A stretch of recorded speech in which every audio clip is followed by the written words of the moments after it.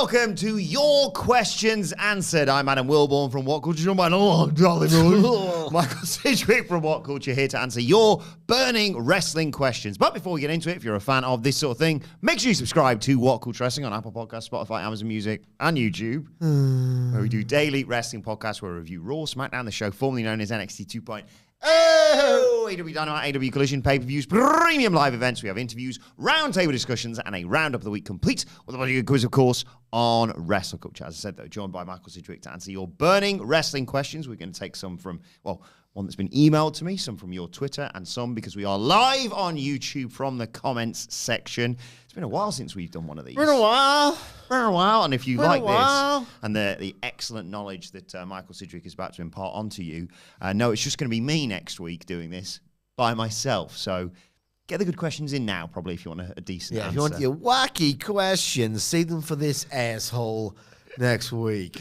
But thank you to everyone joining us live on YouTube. I want to give a shout out straight away to Vanders, always there in the comments, this time joining us whilst sipping glorious cocktails in sunny Cyprus.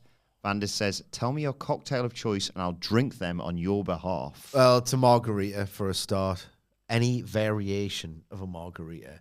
You can put any bastard in these drinks and it tends to elevate it. A watermelon margarita, if you can. I love a Mai Tai. Absolutely love goddamn a Mai Tai. I do find that when you go to these like Mediterranean, Balearic style places, naturally a lot of the cocktails are long because you want the refreshment. I prefer a nice short alcohol forward cocktail. So you might struggle for the kind of things I like, but a margarita or a Mai Tai, beautiful summer cocktails, timeless. Let's take a stab at what mine is. It's something to do pina colada. There's a button for this. Bingo!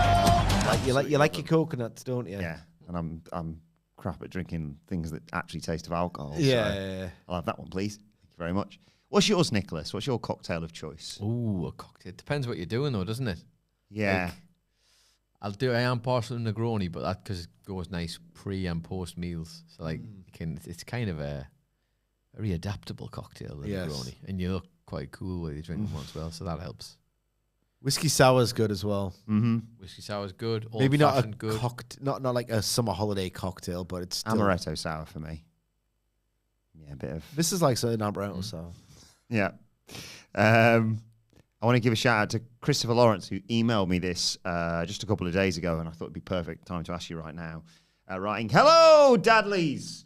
Hope everyone is having a brilliant, wacky summer. I've just watched Newcastle huff and puff and concede 2 goals to Atletico Madrid. What a nightmare. I'm not sure how far away Eddie Kingston is from being ready to be back in the ring, but if he is good to go, could you see it during the Mox and Derby match at Forbidden Dow? Mox and Eddie have their history, and if Gabe Kidd's kicking about, it would nicely tie in nicely for him to maybe come in and neutralize the Death Riders, possibly alongside Sting. Thank you for all the great content and putting smiles on dials. Cheers, Chris. Thank you for that. Dials? Question. Yeah, radio dials, I assume. Happy to be of service. Look, Eddie Kingston has been out for so long, and I don't know if he's like these workers like to work, and he's always putting sort of delays on his return date and casting doubt over his ability to return full stop. Hopefully, that's him working and just eventually informing the shock and awe of when he does actually come back. I love the scenario you've laid out. Knowing what I know about Eddie Kingston, what I love about Eddie Kingston, like, this is a grudge keeper of a man. We saw it with the Claudio stuff for years and years and years and years, even if it seemed remote that they'd ever work together again. He was always keeping that on the table. He operates best when you can truly and utterly buy in to what he thinks, what he seems to feel, what he talks about. He has to target Gabe Kidd. That has to be his kind of first order of business. Otherwise, you'll lose a little bit of faith in the credibility of the Eddie Kingston character.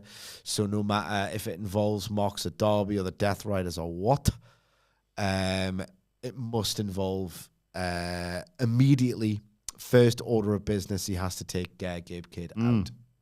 I'd like. Selfishly, I'd love That's that. good Forbidden bit of, Door. great bit of fantasy booking.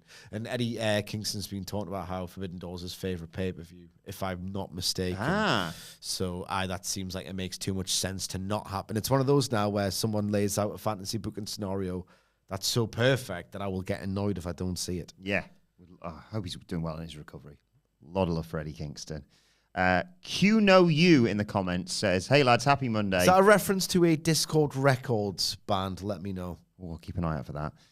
How do you see the wrestling landscape now if Walter joined AEW instead of WWE?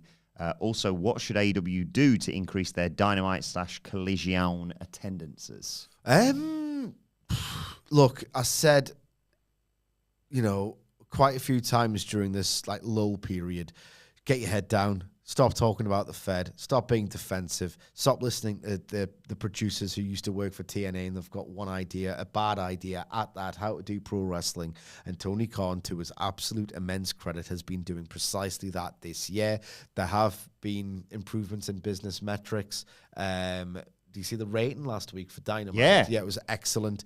They got a more than respectable amount of punters in for the first domestic All In under the AEW banner. All Out's doing well. All Out's doing incredibly well. They've had a good year on pay-per-view altogether. I just think that there's still an element of, are we back really? Or is this just a nice tentative, we could be on the way back? I know All In Texas was a masterpiece, a total triumph artistically and commercially. But I said all along, you have to convince the audience over the long haul that you're back, that you're not going to succumb to systemic issues that have plagued you over the past however many years. There's not going to be a false dawn. I remember after was it Revolution, the Sting retirement match and the debut of Okada, it really felt like, oh good, all that silly bother is behind us. And then they experimented with yet more dismal top level programs, which the timing of which was fairly disastrous, because you don't want to, it's the fool me once, fool me twice thing. People are still going to be really reluctant to buy in officially with total market confidence. Oh, they're back. Get a ticket for the next show. Because if they're selling one for 5 months time, and you still don't have that full assurance of, you're going to get a great show with a smaller, more fixed, stable cast. Because I remember there were certain times when they go, it's John Moxley versus someone from the Indies. You don't want to buy a ticket when it's a crapshoot of who's going to be there, who's going to get pushed. Is it just going to have this random assortment of matches? I think we're still in that process of just generating that belief, that trust in the process.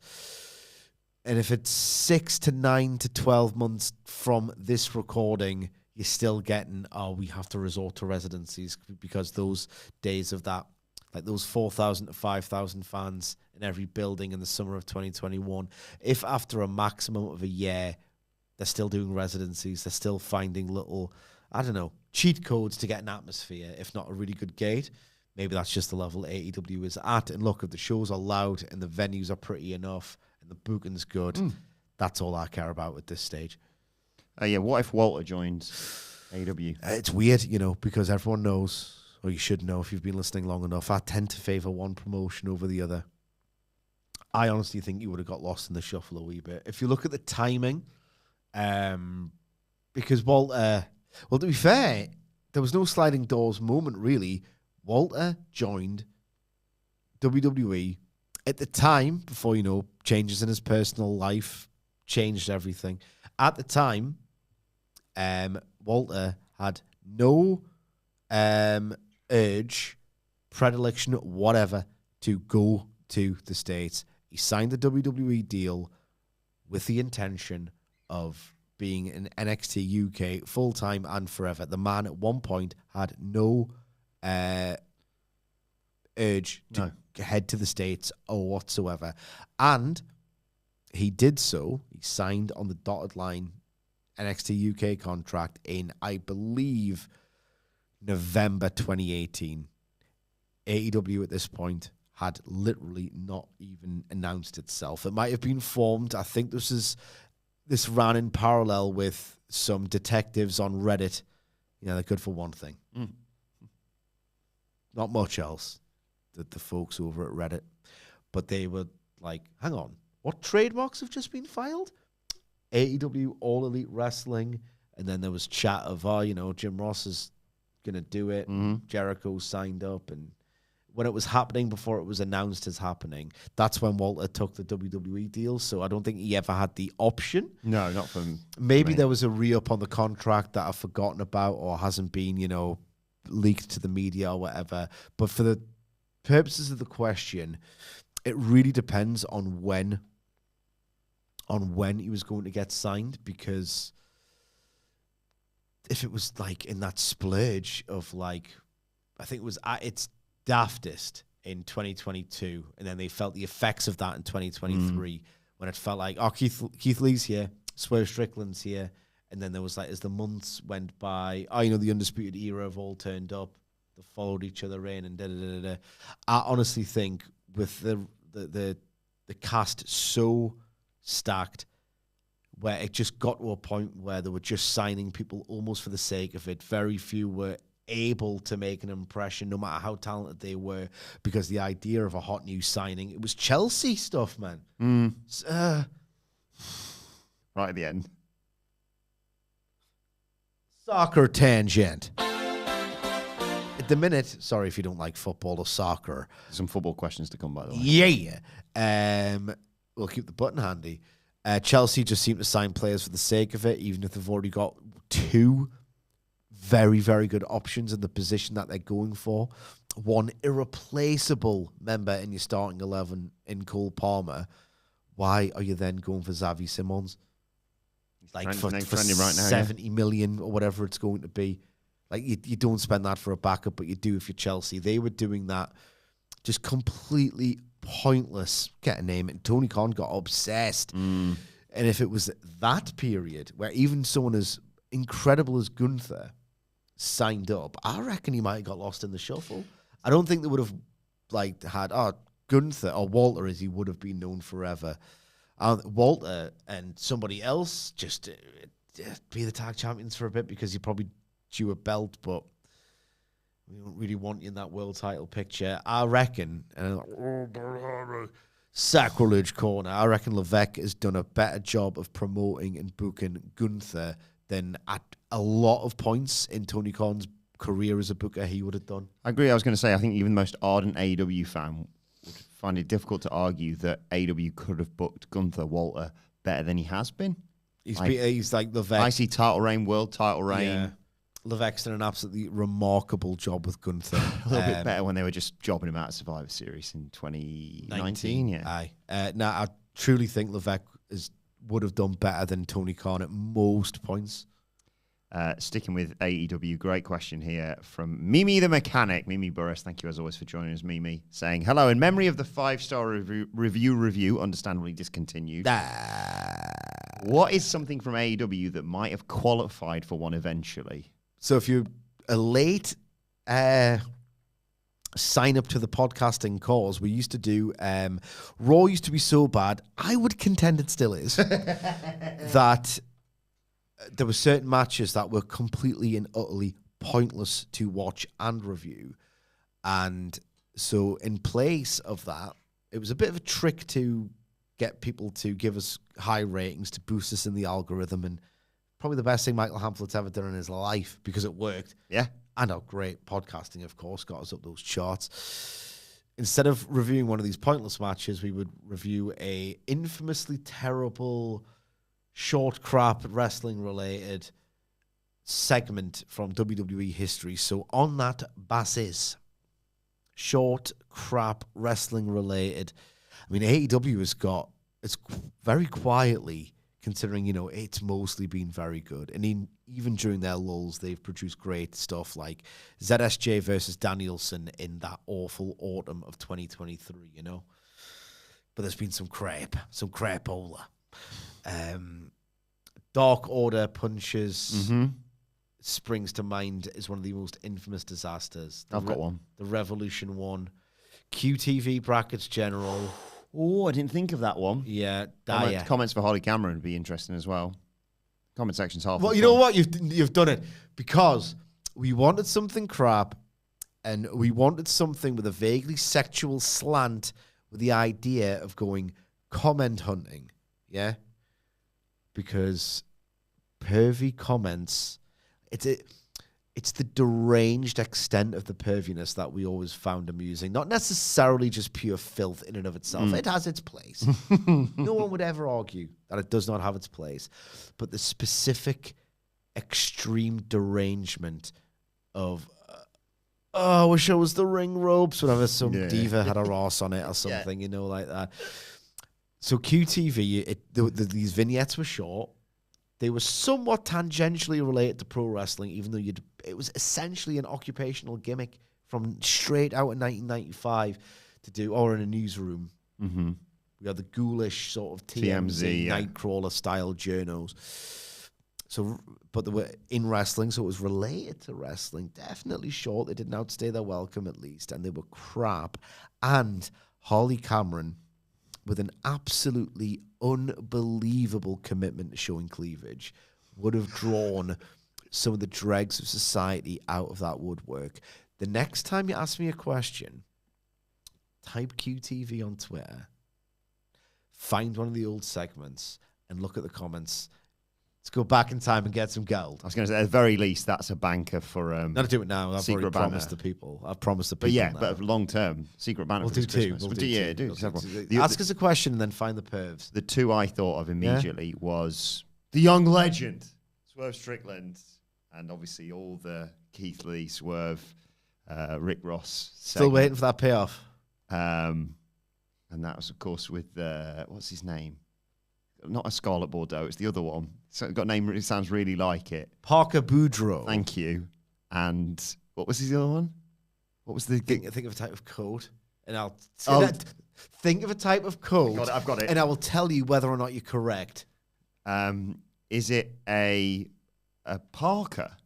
No. Okay. But there were code buddies, because Parker and... That's a sense. type of code as well. Is it a waterproof? Nope, not quite. Is it a trench? Yeah, that's right. So there was that one, obviously. Not as good for the pervy comments, but iconic. And probably also quite good for the comments. And also a terrible but amazing moment in AEW history. Who the hell told you it was open mic night, bitch? It's good stuff. It is funny. Bit of a non-wrestling tangent now from Steve O'Nix. He says, G'day, handsome gents. What is your Mount Rushmore of TV shows? No Wilbourn. It's not Raw, SmackDown, NXT, and the TNA show. Can't believe... posting a few minutes early, can't believe you both said the Big Show show. Twin Peaks for you? Yeah, Twin Peaks, The Sopranos... I'm going for drama here. No, I'm not. I'm doing what I want. Twin Peaks, The Sopranos, seasons 3 till 7 of The Simpsons, and Breaking Bad or Mad Men or The Wire. Oh, it's hard. Oh, dear. Oh, dear. Wire. But then again, I didn't like season 5 at all. Still never watched They it. had like one good idea for subtext, a way of looking at it, and made a season of TV out of it on one pretty half-baked idea for me. Either way, I kind of botched it by the end there for me, lads. Twin Peaks, Sopranos, Golden Simpsons era, Mad Men. Okay. Mad Men's so funny, man. I feel like Mad Men might be one of yours. That feels a very you show. Probably one of yours when you see Christina Hendricks as well. I've seen enough. I'm aware of her work. As an actress, obviously. Yeah, obviously. Okay, Nicholas. Yes. What's your for? I'm intrigued. I mean, we're not going to be far off. It's The Sopranos and The Wire are always 1 and 2. Just depends what or whatever it is for me. Although Mad Men is slowly, the more I watch it, It's so great. I would argue it's those three are always resting with the top three. And I'd probably put BoJack Horseman in there as well. Should do a podcast about that. I should do, shouldn't I? I've always wanted to and never bothered. Also, Better Call Saul over Breaking Bad, but Breaking Bad not far behind. I thought it was often slow for the sake of it. Yeah, well. I'm wrong, I know. You're allowed your thoughts, man. I know, I am Everyone's wrong. allowed their opinions about things. I want to go. Oh, by the way, I mentioned on the SmackDown review, if you haven't heard that, and by the way, if you're wondering our thoughts on the whole Karrion Kross situation. You have a job, it's not out yet. Yes, the Karrion Kross situation we talk a lot about on the Raw preview as well. So Yes, we're covering that I'm not talking about him, that J-Bro twice. But on the SmackDown... You found the pervs yet? Oh, God, no. On the SmackDown review, I mentioned about a list of goals I want to achieve in One my of year, them was watching a film. Yeah, in my year of being 37. Get more I jacked. achieved Boogie Nights. One film. Get more jacked. Read a book. Failed, okay. Watch... This is what I'm going to do as I'm 37, though, Nicholas, this year. Yeah, of course. Watch Boogie Nights. Watch Tremors. The other one I forgot to mention, finish Breaking Bad. So I'll put that on there for mine. Number one with a bullet is Jonathan Creek. Nothing comes close. And then I'm going to throw in what does that theme song go like? It's a great tune. I'll chuck in The Traitors UK. Some of the greatest television I've ever watched. And then Entourage. Just... What a terrible list. Ask me a wrestling question that I can delve into while you find the perverts. Do it for my Twitter as well. I feel like it was a waste of time doing that. Sorry. Garner has the most amount of questions on his Twitter. I will just put them to the side. Question from Mr. James. Mr. James. Medium take. Sanada is the Seth Rollins of New Japan. Competent at everything, but fails to connect with the crowd, so they resort to wacky costumes in lieu of actual character. Thoughts? My thoughts are that's not a medium take. That is a Galaxy Brain take because it's very, very, very great analogy. Just I would honestly, like, I know this is damning. I would rate. I've enjoyed the best Sanada matches more purely because there was one with Okada from years ago that was just sensational.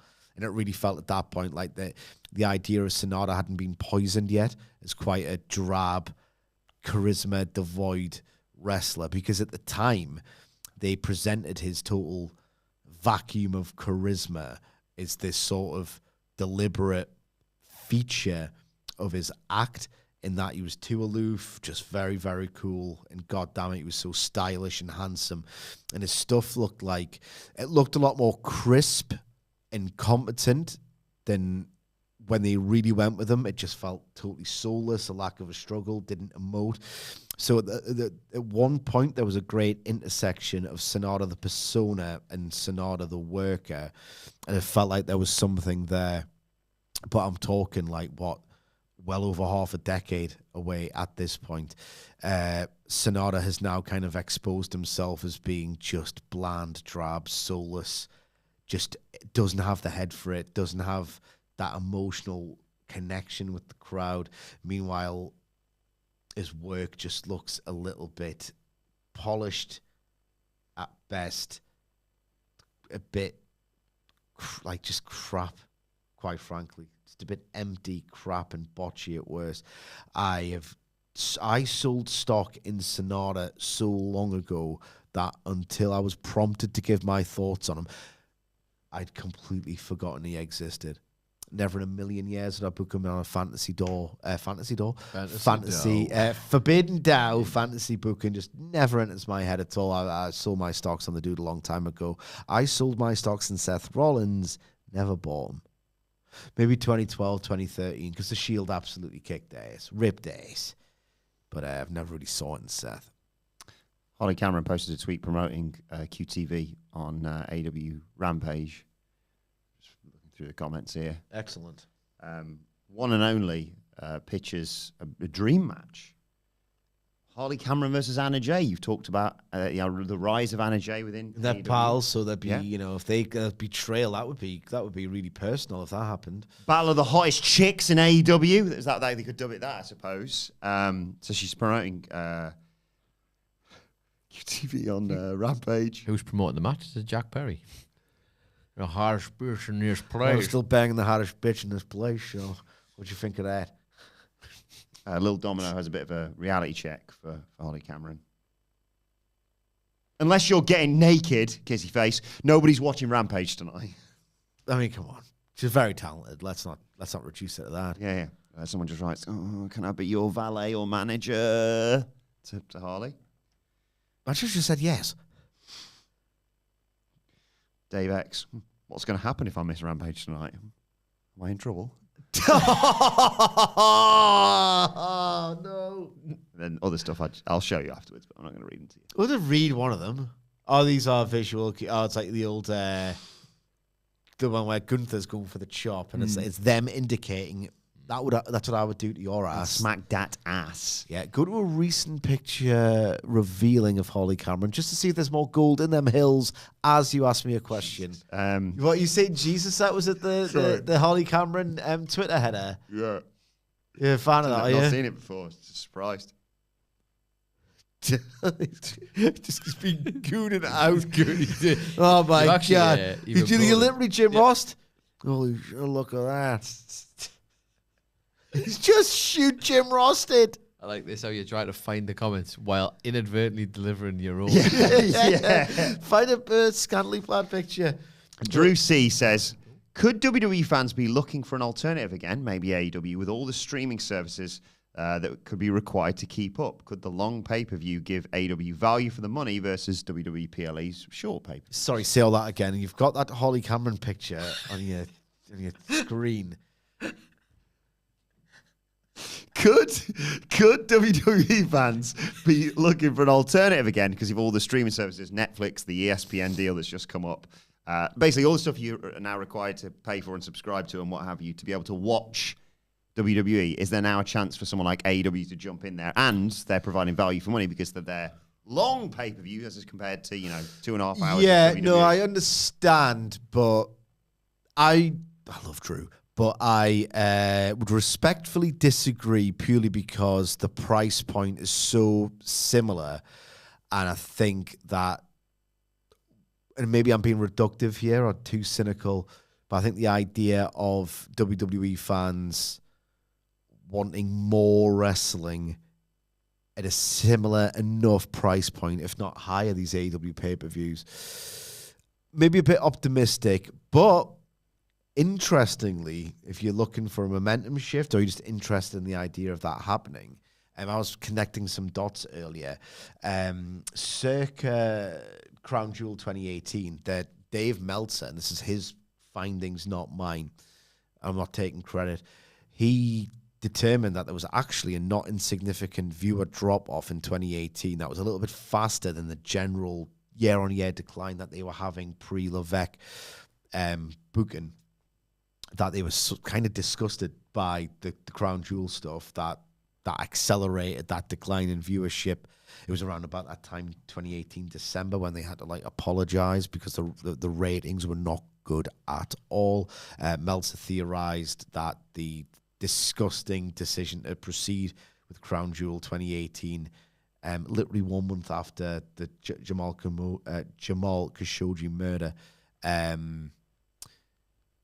If you connect that dot with post SummerSlam, the Brock controversy, that pretty incredible AEW rating that they pulled for Dynamite, their best one in however long, maybe there is a correlation between WWE taking the piss out of them financially and just basically being a very chuddy organization, brackets general. Maybe there could be a minor paradigm shift on that basis. Good Lord. My boner just got a boner. Yes! I love that. She did a post for National Bikini Day back in July. It's a veritable gold mine. So maybe I'll just scatter them throughout this remaining. Yeah, good retention strategy. In fairness, the wonderful Mark Lee Willis. Mark, thank you for your birthday message the other day. It Wilbourn, says, sorry, before you do that, is your Slack on?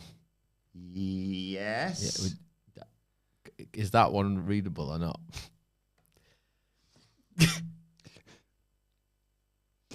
Daryl Omar Books writes, God bless whoever eats it from the back. I've missed this. you're doing fine work, sir. God bless America. Oh, God bless people who are fallen, in bad times. Oh, God bless. And God bless the United Ollie States. Cameron Shash. There's a one guy who's just had a complete fallout. Oh my God, we get it. You are gorgeous. Anything else to rub it in our wounds? Oh, look at me. I'm great, hot wrestler in the same promotion as Will Ospreay. Well, now I need to go to my safe place to make myself get out of the sadness. Oh. But it does say ha-ha at the end, so, it means... I'm sure Adam Wilbourn thinks Holly Cameron's got something that she can rub in his face. So... Thoughts? Mark Lee Willis says, nice try, alcohol, but I don't drink. What is your favourite non-alcoholic drink? And tangent, how do you think Newcastle's going to fare against my Villa on Saturday? So the best non-alcoholic drinks, I don't know if you're going for like alcohol substitutes or anything like that, but black coffee, cherry Coke for me. Ooh, I had a cherry Sprite Not in like Disneyland different Paris. Drinks, different drinks. Black coffee, cherry Coke. Yeah.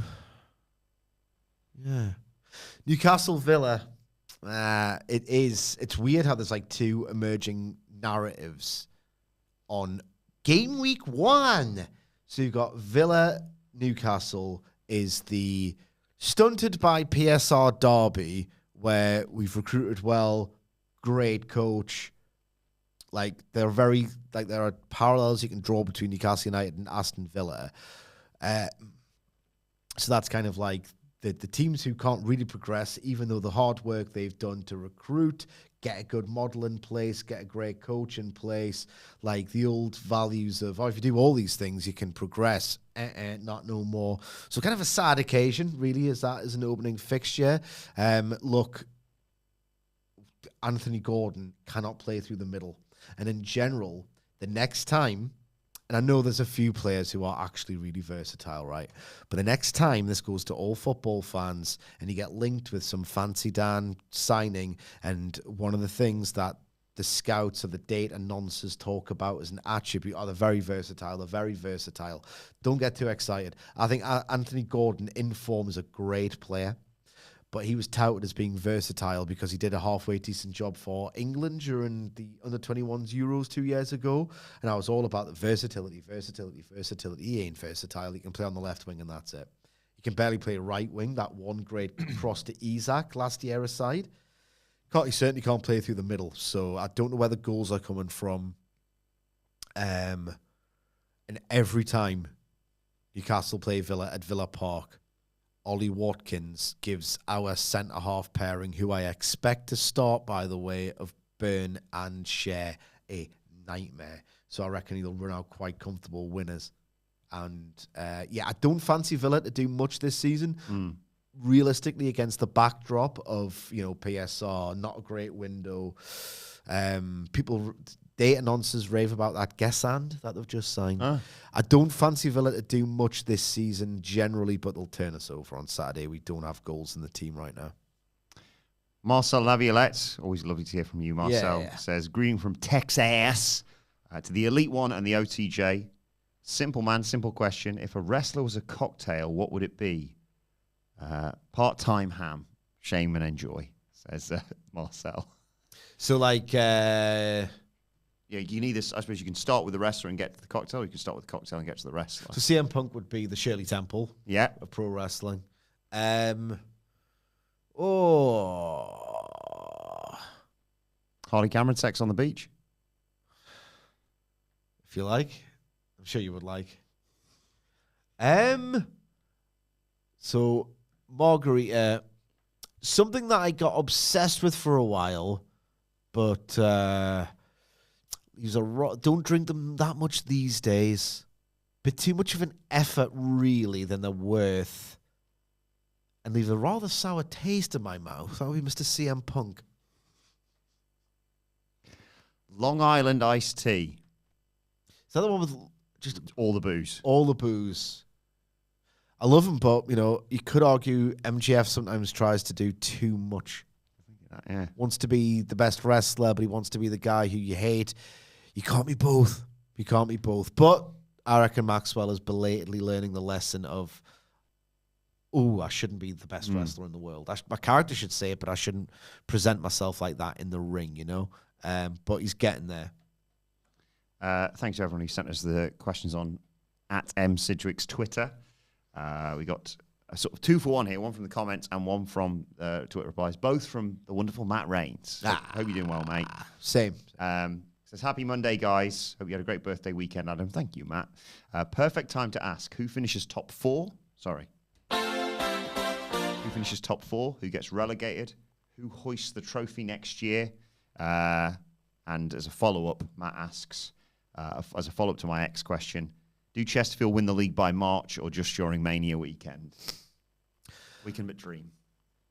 I know preseason doesn't count for much, and I'm not just saying this because they've had the best preseason, I think, out of all of the cartel clubs. I really fancy Chelsea. I think there's just so many goals in that team, so many options. Chelsea, Liverpool, City, Arsenal. I think they're putting a lot of eggs in that Gyökeres basket. You and Chelsea to win the league? I reckon Chelsea will win the league. Wow. I reckon Chelsea. Yeah, I was going to have Chelsea in my top 4. I was going to have Arsenal second because funny. It's an easier question to answer on September 1st when you know everyone's business. Yeah, I think if Liverpool can get in a good sort of proven Premier League striker, I think shut up, man. They will win the league. Relegated, Burnley will do nothing. They'll do absolutely nothing. Sunderland? Here's the thing. You're better off rating their chances because I get that sort of hedge betting thing where they'll probably stay up knowing them. Honestly, if my head worked, if life worked the way my head works, bloody typical, Sunderland would have won the Champions League by now. So I'm never rational about it.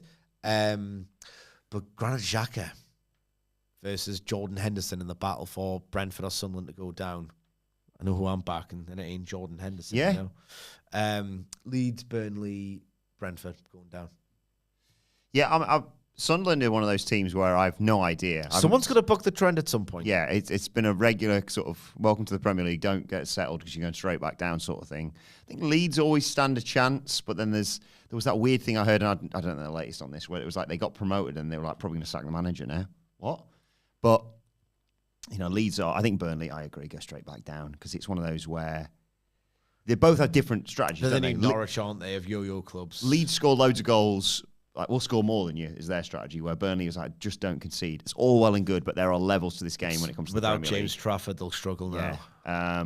But I could see Sunderland, getting top 10, or I could see them being bottom. I have no idea about them, but I agree. Someone like Brentford, I feel like this is the year where one of those sort of established clubs now, your Wolves, your Brentfords, your teams like that, suddenly just go, how do we play again? Yeah. I think Brentford might be the one there. I'm going to go Liverpool to win the league again. I just embarrassment of riches now. They've got like Eki and if they don't get and stuff. If they have an injury to Gravenberch, they missed him badly yesterday. The amount of times they got turned over in that midfield. They also need to sort out sell Van Dijk. He's finished. He did make a couple of mistakes. I was looking forward to Ewan being in today to wind him up. On the front line, I don't think it matters that much, especially if they get Isak. But Salah was a ghost. Salah did nothing, and Van Dijk's finished. You heard it here first. I just wanted you to press the button. Oh, sorry, yeah. Salah, give me a wrestling question. I'm worried that we alienate the non-football fans. We've been trying to gently creep football chat into this deal for a long time. You've been real subtle about it, though, Yeah. so I'm not sure they've noticed yet. Yeah, so give us a wrestling question in depth, and then look for more pervy comments. Matt also, in the replies to this says, especially because Brentford is about to lose a Pickard Wisser. Pickard Wisser. It's good. It is funny. I think we might not win the league, but I think we get promoted this season. I think we're playing really well, and we've got so many good players all of a sudden. Like, we'd be signing someone, and good foundation from last year. Yeah, we were good. I love our manager, love our setup. We'd sign another like exciting attacking midfielder, and I think you're joking. Not another one? Got like 3 or 4 decent strikers. We seem more defensively solid this season, and I think the cherry on the icing on the cake was getting James Berry the other day. He was like too good for us. Got signed by a club in the league above us. And then they were like, oh, you're not quite ready. Go back to Chesterfield for another season. Absolutely, we'll take him back. But only two games in, but we are, I think, 3rd. So you're a man who gets carried away. Oh, absolutely. I'm more than happy to Raw, admit. for Christ's sakes. Brian Weddig, he of the SmackDown Photoshop, asks a very good wrestling question. When was the last time you were truly worked? Oh! I can't think of this. Well, thinking about those comments. I honestly cannot, on the spot, tell you the last time I truly got worked. There's probably like a glaring example that I'm just not thinking about right now. But you know what was a pretty good work, and it just never really got any play because it was like, I think the time that it happened, people didn't really want to credit WWE for nothing. AJ Styles carried an injury, and fake an ankle injury, and people just thought, all right, well, he's out, and he was just working the whole time. That happened, didn't it? Yeah. Has AEW ever worked me into thinking, oh, that's never going to happen, and it did, or, you know... I don't want to say there was no bad blood between AEW and MGF. It was kind of like we shouldn't do too many, football analogies on this podcast. Kind of reminded me of Alexander Isak, where there was a point when MGF was, look at the rating he's just drawn for Dynamite. Look at the rating he drew against Joe for the Grand Slam 2023 main event. Like, he's proven himself a draw, and a big one at that, over and over again. He was outdrawn Punk on Collision on his own show. Better than Ubebe versus FTR. Did better than anything other than the Collision debut, which barely counts because the number's always big for a debut show. So when MGF was like, you're signing all these ex-WWE names for fortunes when I'm your big draw and I'll prove myself, there was a point when I wasn't necessarily convinced he was ever going to come back. And I think deep down, obviously, he came back. So it was an element of work that they were trying to hide. So probably MGF, AEW on the outs. That I did not know really what was going on back then. So I will say that. But then there was an element of the shoot to it as well, of course. Just looking at some brilliant article by Andrew Pollard from a few years ago on our website. The most elaborate works. For Holly Cameron as well. I've not seen, but we've had some suggestions. Please do send some more suggestions, actually, because I'll throw them at you. Because I don't think Mr. Jane suggests Omega seeming less good on his return, but I think you were like, he's doing something here. He was doing something here. Was this the return when he was wearing the compression vest and stuff? Because I know he does it. That's his sort of trademark now at this point, which tells you sadly how long he's not been at his physical peak. He was so good with so many small details, like if it was the 2022 return with a compression vest, I think he intentionally botched You Can't Escape and kind of did this sheepish apology, which was worked because he sort of looked like it all out subsequent to that. I knew what he was going for, but he was so good at it, and I've got such a parasocial relationship with Kenny Omega, totally one-sided, that I was worried regardless. Just Googling it there, and I don't think this is the last time I was truly worked, but in a nice sort of segue to plugging for Sweet Chin Disco, the Mark Henry retirement thing was just sensational back in the day. Yeah, I knew. I mean, Cena was in the ring with him. I was just like, well, that's a nice moment. Oh my God. I will say the salmon jacket is not something a killer doing a heat angle wears. That really was inspired. I know it's a meme, but that really was an inspired touch. If you like Mark Henry, come and see him on tour with me, Sweet Chin Disco, Dice.fm if you want to get tickets for that one. Oh, Andrew DeBoss just dropped this in the chat. Sidge, what's an overrated and underrated match from the two companies in the last year or so? Punk Gunther, but then it was all over the map. in terms of the rating. What did I haven't seen this? What did Meltzer go for it? Time to play the game. 10 hut. Time to play the game. I don't know. Is that anything? Guess. Foul. 4.5. Okay. What did he give Cena Cody? He was loving that, actually. 5? 5. God damn. Any Honestly, funny ones from the Friday? not that I can recall. We always love the Punk Joe scale. What's better than Punk Joe that you There were was there? one that was. Well, I'll talk to. I'll find out afterwards. Okay. There was one from SummerSlam. Our Jelly Roll got a better. That was it. I think I did see this. That got 3 and 3. Overrated and underrated from each company. Overrated until the last 5 minutes. I still think that Brodito Young Bucks match, Dave went 4 and 3, consistent with a lot of people who thought it was a TV match of the year candidate. I thought it was like a noticeable step down from Jet Speed versus the Young Bucks. I think that flowed better. I think it didn't have a flubbed second. There wasn't a second then that went by where I'm kind of half thinking, right, when's the good bit coming, which I kind of did during Bucks Brodito. Very, very, very good match. I was surprised people went as high as they did on that. Underrated AEW this year, like, I think Fletcher versus Briscoe from Dynasty was, like, phenomenal, verging on phenomenal. Like, I thought that was tremendous. WWE, underrated. Oh, my God. Inamura versus Ivar or Eric? Yeah, I think so. Ivar versus Inamura. WWE speed. Gone but not forgotten in my heart. I'm telling you now, 2 minutes where they tried to give each other CTE so fervently that they gassed themselves out after like a minute. Like, seriously, a minute and they're both gassed, which is preferable to watching CM Punk get gassed for 20 minutes at SummerSlam. Underrated Fed, considering people talk about how, and rightly so, how terrible the Raw tag team division is. Finn Balor has had some good tag team matches on Raw this year that have really woke the crowd up. Let's fly through some final questions here. Do a bit of a speed run of some of these. Bryn Speed Bigelow. run Mike Bailey. Bryn Bigelow says, likelihood of an Okada world title reign. Nah, I think they're going to continue to do the thing where they'll pass him off as a world champion caliber wrestler with this vanity belt. All a bit hollow. Well, it's the same. He's got gold just like he did in New Japan. I can see that being the norm for a long time. Yeah, I think they might Athena that world title reign with him, you know. Yeah?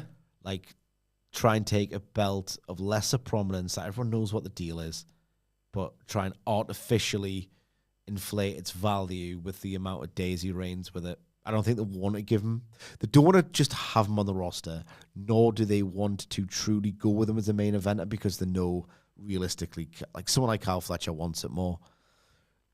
I think he'll occupy the Okada zone for like at least another calendar year. I love the fact you say that. And on the Dynamite review last week, I was immediately like, take that title off him. Give it to Swerve. And you were like, that's not happening. Not happening. I don't think it's happening. Or they'll take it off him at some point and he'll do the exact same thing with the TNT. Maybe, yeah.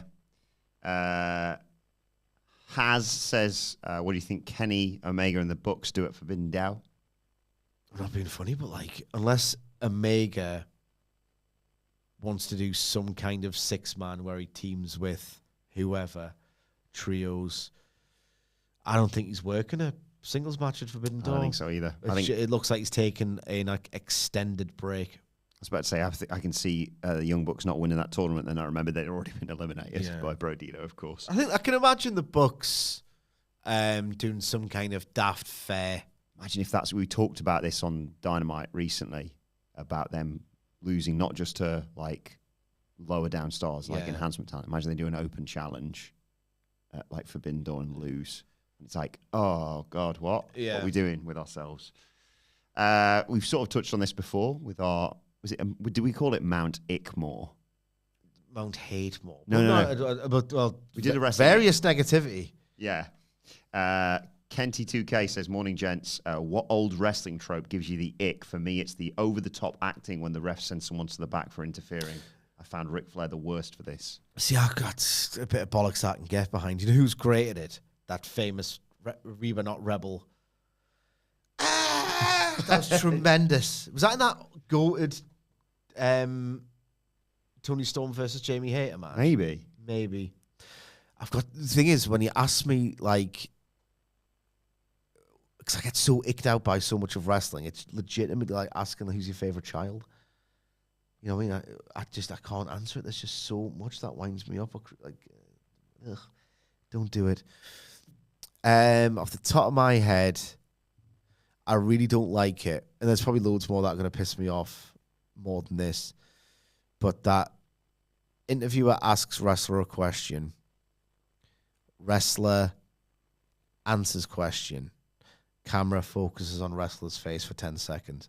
And if you are feuding with that wrestler, or you are kind of aligned with that wrestler, but the relationship might be on the way out, just look at their friggin' face for 10 minutes. For 10 seconds, rather, and you'll probably get a good idea of where their motivations lie. Mimi's got a great shout for the books. Losing to Leo Rush and Action Andretti at Forbidden Down. I like that. I do like that a lot because we love the crew. Yeah. Open invite to them if they want to come to the Forbidden Door. To the Forbidden Door after party. And imagine if I get a photo in the jacket. I'll just send you getting a message. Action Andretti. If I know anything about Action Andretti, you'll have a different hobby for for London. Probably better off catching them at 3 o'clock in the morning somewhere. But Yeah. I forgot about that. One of these days. Was it Dante Martin or Darius Martin? It was Darius Martin and Action Andretti. Chasing foxes. Yeah, they were just going around looking for foxes. That's not like a euphemism. They were chasing foxes. They were chasing some foxes. There were few jokes chasing a fox, and we were like, don't go near it, that'll have your hand, mate. Great question here from Andrew Hope with a fantastic, here's what I'd do. You do Anarchy in the Arena in the UK. Which UK-based song would you choose for the match? I would go for Firestarter by The Prodigy, says Andrew. Great shouts. I mean, it's one of those where it's like, that's one of the most aggressive, iconic British anthems that would suit the pro wrestling arena, literally, like, absolutely perfectly. Like, I think that, I love that idea. My worry would be, and I know that's very popular and back at the minute, but, like, what if they try to do Oasis? Oh, I don't think that would work, but, like... Probably use their one good song, so... Nigel McGuinness. They've had more than that, obviously. Oh. Aussie, says Mimi in the chat. Something Aussie related. Yeah, potentially, but it's more the best Black Sabbath stuff's more like doomy and lurching. Paranoid. Now you're talking. It's a great question. Paranoid. There's a weird bit of me that thinks... Well, then Iron Man's got pro wrestling law with the Road Warriors. Of course, yeah.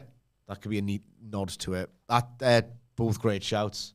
Just don't do Oasis or anything too overtly British. I would like it if, only for like a minute, but like the visual of like bloodied, you think of like Eddie Kingston with the can and stuff like that, and people getting busted open and taking ridiculous bumps, whilst like Scouting for Girls or something plays is quite funny in my yeah. But Ollie Murs. Like Scouting for Girls are about as hard as that fife that the Young Bucks had for their entrance. Right, let's conclude with this one. Brad Daniel says, which felt more restorative to AEW, the Death Rider story getting back on track, or the absence of Chris Jericho? Little from column A, little from column B. I'm telling you now, like, Cope ruins that vibe every time he's on Dynamite. Jericho would do the same. And it was weird how, like, Chris Jericho should have played his hand better. The guy who always would say, I can sense when they're getting tired of me, and that's fine. I'll go away and win them back over. He hung on for dear fucking life towards the end of that AEW run. The first of hopefully not two. If, like, late 2022, before the Ricky Starks program and him being a cloud vampire really became canon, and Starks himself said it, he should have quit while he was ahead. I understand why he didn't. It was still, the punk cloud was still, over the promotion. Him and Moxley had just signed, I think, those new deals, and they were like sort of like the locker room leaders and the guy who were going to be like establish it. like be the bedrock for it, So I understand politically why he's like, oh, great, Punk's gone, or he's all but gone, even if he comes back, But this has worked out wonders for me, actually. So I understood why he stuck around then. It's certainly like 2023, late 2023. You should have just, right, I need to go now because the company isn't in the best place. Like, if it continues to be bad, I can say, nothing to do with me. He couldn't have timed his actual long overdue hiatus any worse, because basically I don't think it's primarily him not being there. That's made it magically good, but the coincidence. Cope's still there. Yeah, I know. The coincidence is it damns him so badly.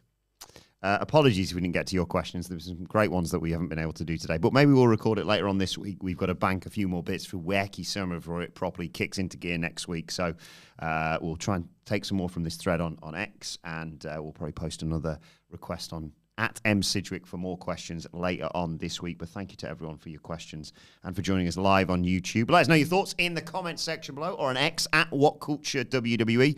Watch, they can follow all three of us. You can follow Michael Sidgwick @ Sidgwick. You can follow our brilliant producer Adam Nicholas It's Adam Nicholas. And you can follow me @Adam Wilbourn. Follow us all @WhatCulture WWE, as I said. And make sure you subscribe to WhatCulture Wrestling, wherever you get your podcasts from, for daily wrestling podcasts. Got the Raw preview and SmackDown review available right now. But for now, this has been your questions answered. Well, thanks to Michael Sidgwick. Thank you for joining us, and we will see you soon.